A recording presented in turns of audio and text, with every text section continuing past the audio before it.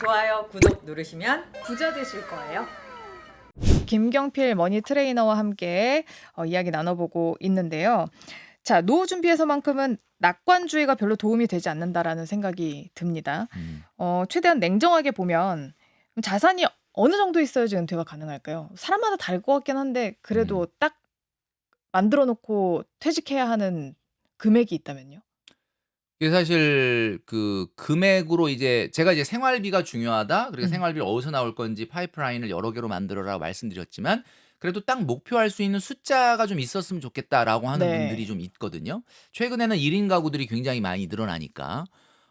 우선은 그 2024년 보건복지부가 발표한 최저 생계비라는 게 있습니다. 이 최저 생계비는 뭐 개인 회생이나 파산 같은 데 사용하는 기준이니까 많은 분들이 네. 뭐 굉장히 극빈층이 사용하는 거 아니냐 이렇게 얘기하는데 그렇진 않거든요. 이게 인제 음. 기본적으로 최소한의 문화생활을 가지면서 생활할 수 있는 최저 생계비를 얘기하는 거라 1인 가구가 지금 현재 133만 원 정도 월 나옵니다. 네. 자, 그렇다면 이걸 1년 기준으로 하면 1,604만 원, 약 1,600만 원 정도 되거든요. 그렇다면은 내가 만약에 이 1,600만 원이라는 돈을 특별히 이 꽃감 빼먹듯이 자산을 어떻게 보면은 빼먹지 않으면서 그냥 안전하게 자본소득으로만 생활을 할 수 있는 수준으로 나오게 하려면 자본이 얼마가 필요하냐? 네. 한번 계산을 해 보겠습니다. 계산을 해 보면 지금 요즘 가장 안전한 것이 아무래도 예금 아니겠습니까? 예금. 그쵸. 네. 예금 금리로 나눠 보면 1,600만 원 나누기 0.035 그러니까 한 3.5% 정도 보면 네. 4억 5,714만 원 정도 나옵니다. 그러니까 여러분들이 주거에 들어가 있는 전세 보증금이나 이런 거 빼고 자본으로 그러니까 뭐 그게 예금이 됐든 아니면 무슨 뭐 주식이 됐든 어떤 이런 여유 자본으로 4억 5,700 정도는 있으면 네. 최소한 1인 가구가 은퇴하더라도 자산을 갉아먹지 않으면서 자본소득만으로 최저 생계비 수준은 나오니까 이자만 해도 그렇게 나오니까. 거기다가 공적연금 더하고 이렇게 하면은 뭐 어느 정도 아주 풍요로운 노후까지는 아니지만 생활이 가능하지 않겠냐. 네. 자, 그러면 우리 1인 가구들에게 딱 목표가 정해지는 거예요. 그쵸. 내가 집에 들어가 있는 그런 어떻게 보면 자산 외에 4억 5천이라고 하는 잉여 자산 자본이 생겼을 때 나는 은퇴를 해도 일단 크게 문제가 없는 상황이구나. 요렇게 이제 생각하시면 되고 2인 가구 같은 경우는 최저 생계비가 220만 원이니까 이걸 네. 1년으로 하면 2,640만 원이거든요. 네. 요거 나누기 0.035 3.5% 하면 7억 5,428만 원 정도입니다. 생각보다 많이 있어야 되네. 네, 많이 있어야죠. 그러니까 실제 요런 것들이 조금 너무 좀 부담스럽다라고 한다면 네. 주택연금이라는 제도가 또 있어요. 주택연금 제도가 이제 최근에는 만 55세 부부 중에 한 명이라도 만 55세면은 이제 신청할 수 있도록 바뀌었거든요. 네. 그러니까 주택연금 본인이 살고 있는 아파트에서 이걸 연금으로 타는 그런 거니까 이것도 있으신 분들이 많은 분들이 걱정하는 게 그러면 내가 너무 빨리 죽어가지고 이거 내가 이 주택의 평가 금액보다 더 적은 연금을 받고 죽으면 어떡하냐 이렇게 네. 얘기하는데 주택 평가되어 있는 그 금액보다 연금액이 적었을 때는 그 차액을 상속을 합니다. 네. 자녀들에게. 그리고 이걸 초과했을 때는 더 청구하진 않는다. 맞아요. 그래서 뭐 이익이다라는 얘기를 안 그래도 저희 실컷 채널 경제적 본능에서 김현우 소장과 함께 주택연금에 대해서 알아봤었는데 혹시 궁금하신 분들은 그 주택연금 편을 한번 보시는 것도 괜찮을 것 같습니다. 자세하게 나와 있으니까. 그나저나 나는 적금 뭐 예금 이런 걸로는 이거 막 속 답답해서 못 보겠다라고 하시는 분들이 있어요. 근데 네. 또 그렇다고 코인이나 주식에 넣기에는 너무 불안하다라고 하시는 분들이 있거든요. 뭐 사실 내가 20대 30대다라고 한다면 뭐 내가 위험 성향 자체가 굉장히 공격 투자형이다. 나는 뭐 정말 손실이 반토막이 나도 편안하게 잠이 온다. 뭐 이런 스타일이라고 한다면은 뭐 그건 개인적인 판단일 수 있지만 네. 노후 준비 아니겠습니까? 오늘 지금 우리가 얘기하는 건. 네. 노후 준비에서 가장 중요한 게 뭐냐? 안정성이에요. 왜냐하면 아까 제가 말씀드렸던 것처럼 상가 건물에서 똑같은 돈으로 부동산을 샀는데 주택을 사는 경우와 상가 건물을 사는 경우가 무슨 차이가 있냐? 상가 건물이 월세가 훨씬 더 많이 나옵니다. 네. 근데 문제는 많이 나오는 게 중요한 게 아니라 너무 변동성이 크니까 공실날 요즘에 자영업자들 너무 힘들다고 노후 하니까. 준비하기가 어렵다. 그래서 제가 얘기했던 것이 안정성이다 보니까 주식과 코인과 같이 이렇게 위험 자산에 너무 과도한 투자를 노후 준비로 했을 때는 노후 준비라는 게 이제 속 편하게 좀 살아야 되는데 걱정이 앞서다 보면은 속 편한 노후 생활이 안 될 수 있다라는 거죠. 혹시 추천하실 만한 뭐 투자 정보 같은 것들이 있나요?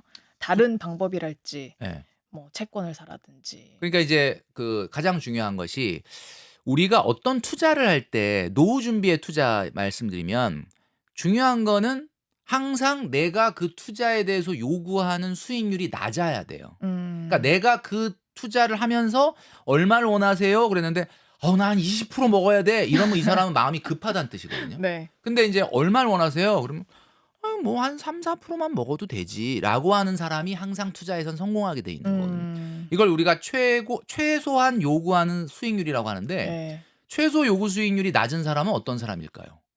최소 투자를 할 때 요구 수익률이 낮은 사람, 욕심이 없는 사람? 그게 아니고 자본력이 있는 사람.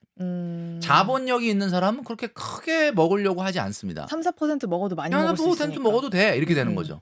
근데 자본이 적은 사람, 쫓기는 사람, 내일 모레가 노후인데 난 돈 하나도 없는 사람, 동기들은 딱 7년 만에 8년 만에 1억을 모았는데 나는 2천밖에 없는 사람. 이런 사람들은 마음이 급하니까 우리가 흔히 얘기하는 투기적 성향이 강해지면서 마음속에 최소 요구 수익률이라는 게 높아진다. 그렇게 되면은 투자는 무조건 실패할 수밖에 없다라는 거거든요. 왜냐하면 우리가 주식시장에서 가장 실패하는 원인 중에 하나로 보는 것이 뭐냐? 그것은 바로 너무 좋은 주식을 너무 급하게 팔아서이죠. 그럼 왜 팔아 버렸을까? 급하니까. 조금만 가격이 흔들리면 공포감에 버티지를 못하는 거죠. 그러니까 부자와 일반인들의 노후 준비에 가장 큰 차이가 있습니다. 일반인은 항상 성장하는 거에 관심이 있습니다. 아마 우리 경제적 본능의 영상을 많이 보시는 분들도 네. 뭐가 핫하냐, 뭐가 요즘 잘 나가냐 이걸 자꾸 관심을 갖는다. 근데 그게 무슨 뜻이냐면 무엇이 성장하냐에 관심을 갖는다는 뜻이거든요. 네. 근데 사실은 부자들은 성장에 관심이 없어요. 그럼요. 가격에 관심이 있죠. 이게 무슨 얘기냐면 아. 부자는 요즘 뭐가 핫해? 그럼 그런 건 안 봅니다. 이미 그 핫한 걸 갖고 있어. 그러니까 그거는 뭐 신경 안 쓰고 관심을 갖는 사람은 금 얘기를 많이 하잖아요. 우리 직장인들이. 그쵸, 네. 왜 금 얘기하냐? 금이 없어서 그러거든. 최근에 금이 그렇게 오르는데 야 금이 미쳤나 봐. 가격이 막. 근데 그러다 아무도 없어. 아무도 없어 금을. 네. 그러니까 그걸 근데 부자는 금 얘기 안 하는 이유가 어차피 금은 좀 있고 네. 금은 너무 올라서 신경을 안 쓰는 거예요. 그러니까 최근에는 아파트가 서울 같은 경우는 많이 올랐으니까 사람들이 아파트 지금이라도 사야 되는 거 아니야? 근데 부자는 아파트 얘기 안 합니다. 있거든. 예, 있거든요. 그리고 뭘 얘기하냐? 요즘 최근에 상가가 경매가 엄청나게 많이 나오고 네. 굉장히 공실도 높고 그러니까 원래 옛날엔 15억 하던 건물인데 상가인데 야 그거 한 9억에 어떻게 좀 하나 후려쳐가지고 사면 괜찮겠다. 유찰되기 예, 기다렸다가. 그렇죠. 그러니까 이게 무슨 얘기냐면은 성장에 관심이 있는 일반인과 달리 부자는 항상 가격에 관심이 있기 때문에 중요한 건 얼마나 핫하냐를 사는 게 중요한 게 아니라 얼마나 싼 가격에 받아내느냐를 중요하게 생각한다. 쌀 때 사는 거. 그렇죠. 근데 왜 우리는 쌀 때 못 살까? 왜 우리는 쌀 때 못 살까? 그땐 매력적이지 쌀 않거든요. 때는 우리는 자본력이 없고 공포감에 휩싸여 있기 때문에 시장을 도망간다는 거예요. 더 떨어지지 않을까 네. 이러면서. 그러니까 자본력이 있는 사람이 노후 준비가 될 수밖에 없는 이유는 자본력이 또 엄청 떨어졌네. 쓱 들어가서 사는 겁니다. 자, 이제부터 여러분들 점심시간에 금 얘기나 미국 주식 얘기보다는 네. 최근에 너무너무 떨어지고 있는 자산에 대해서 관심을 가지시는 것이 노후 준비를 조금 효율적으로 하는 방법이다. 삼성전자요? 그럴 수도 있을 것 같습니다. 그래요? 네. 그러니까 뭐 사실 그죠? 뭐 그거는 이제 뭐 이거 흘러나오는 뉴스들이 많이 있으니까 뭐 그것들을 조금 더 봐야 되겠지만 사실 제가 뭐 그 삼성그룹에 있었지만 뭐 계속해서 혁신, 뭐 기술 혁신에 대한 것들의 아이콘처럼 됐던 게 삼성 아니에요. 그런데 이제 최근에는 그 기술 혁신에서 한번 좀 약간 스텝이 좀 꼬이면서 좀 위기감이 들고 있는 것 같은데 아마 이 위기라는 것은 또 다른 기회다라는 아주 어떻게 보면 우리가 잘 알고 있는 재테크 시장에서의 속설이 있는 것처럼 아마 제가 봤을 때는 정말 지금이 또 기회일 수도 있는 거예요. 왜냐? 싸게 살 수 최근에 있어서. 6만 원, 7만 원대에 그 산 무수히 많은 투자자에 비해서 내가 이렇게 낮은 가격에 살 수 있다면 그것은 나는 우위를 점하는 게 아니겠느냐. 이런 생각이 드는 거죠. 자, 투자는 개인의 책임이라는 거 그렇죠. 말씀드리면서 자, 이제 노후 익힘책으로 좀 가볼까 봐요. 예를 들어서 은퇴하신 분들 중에 요즘 이제 워낙 늦게 아이들을 많이 낳으니까 나는 퇴직했는데 애들이 이제서야 대학 가고 이제서야 결혼한다고 하고 막 그래요. 그러다 보면 있는 살림 없는 살림 다 정리해가지고 애들 결혼 자금에 좀 보태주거나 아니면 공부 좀 더 한다고 하면 거기에 보태주거나 이러거든요. 그래도 되나요? 요 부분은 제가 방송에서 많이 조언을 해본 것 같은데 네. 사실 이 부분은 조언을 하는 게 의미가 없습니다. 왜요? 왜냐하면 해도 그대로 안 하시거든요. 저조차도 뭐 방송에 나와서 뭐 이렇게 하는 게 좀 현명할 것 같아요라고 얘기하는데 뭐 나는 그렇게 되느냐? 잘 안 돼요. 이 자식에 관련된 문제에 있어서는 진짜 이거는 여러분들이 근데 중요한 거는 절대 지원하면 안 된다라는 게 정답이기는 합니다. 안 해야 된다. 안 해야 되는 게 맞죠. 왜냐? 지금 최근에 이제 2030들이 많은 어려움을 겪고 있고 뭐 청년 세대가 상당히 힘들다라고 하는데 힘든 건 인정합니다. 그렇지만 과거에 우리 기성세대나 부모 세대는 그럼 청년 때 뭐 굉장히 쉬웠냐? 그렇진 않거든요. 어느 세대나 다 힘든 시기를 보내고 있는데 경쟁력이라는 게 부모가 지원을 해줘서 그게 마중물이 되고 디딤돌이 되는 경우도 물론 있습니다만 사실 어떤 특별한 그 원칙이나 기준 없이 부모가 자녀에게 지원을 했을 때 오히려 자녀들의 경쟁력을 저해할 가능성이 있다고 저는 봅니다. 그래서 어렵겠지만 요즘 그 결혼할 때 보면 그 상대 배우자들을 우리가 그 결정사 같은 데서 볼 때 여러 가지가 있잖아요. 결혼정보회사. 직연 학기집이라고 하지 않습니까? 네. 직연 학기집. 직업이 뭐냐, 연봉이 얼마냐, 학벌이 어떠냐, 키가 어떠냐, 그다음에 여기서 집이 나와요. 집. 있냐? 집이 있냐가 아니라 네. 집안, 부모님이 노후 준비가 됐냐. 아. 그래서 자녀가 조금 저 엄마 아빠 노후 준비도 중요하지만 나 좀 도와줘 이러면 야, 너 결혼할 때 스펙 5가지 중에 하나가 뭔지 아니? 그거는 바로 부모의 노후 준비다. 이렇게 얘기해 주시면 됩니다. 5대 오히려. 스펙 중에 하나예요, 이게. 그러니까 부모님이 노후 준비가 돼 있으면은 점수가 확 올라가는 거야. 네. 그래서 우리 엄마 아빠는 너의 그 결혼 스펙을 위해서 노후 준비에 매진하겠다. 오히려 이렇게 우리가 너를 도와주는 순간 그 도와주는 하나가 거죠. 무너진다. 그렇죠. 도와지는 순간 엄마 아빠의 노후 준비가 무너지면서 너의 스펙 하나가 날아가게 된다라는 네. 점을 강조를 해주셔야 됩니다. 네. 이거 괜찮네. 제가 얘기해놓고 그쵸. 상당히 괜찮은 것 같습니다. 네. 그리고 거기에다가 이제 좀 더 궁금한 게 좀 디테일하게 들어가면 이런 질문 하시는 분들이 있어요.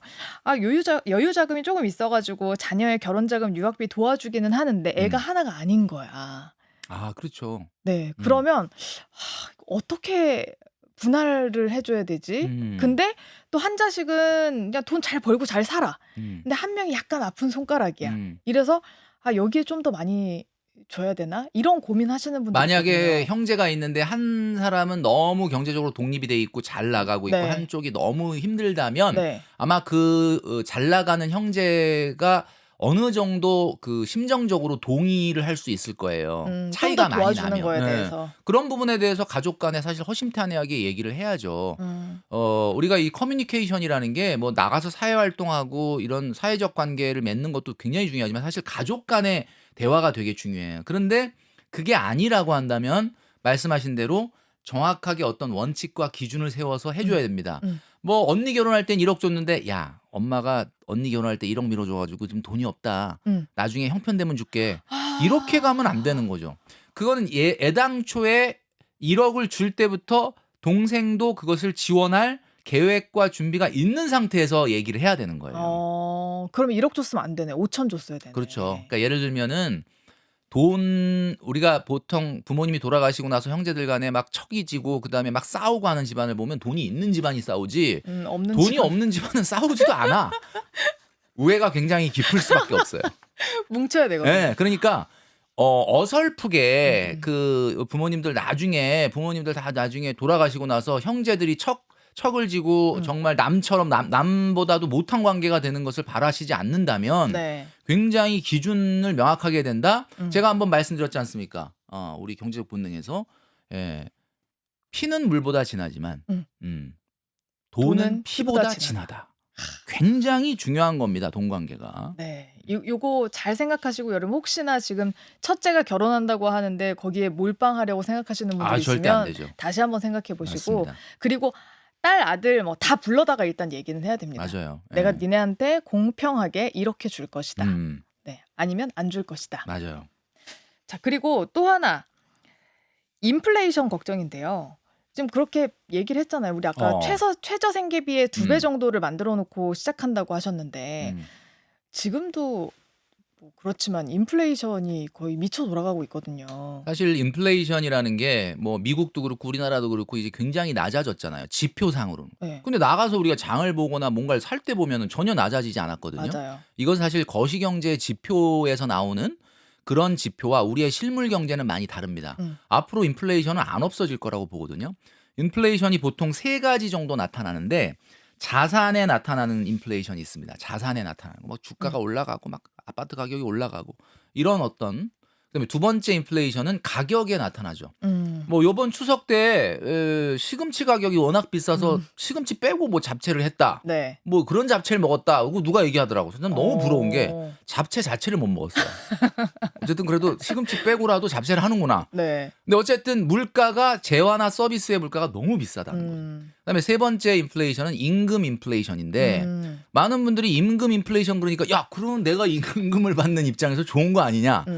근데 사실은 자산이 오르고 재화나 서비스의 가격이 오른 다음에 맨 마지막에 올라요.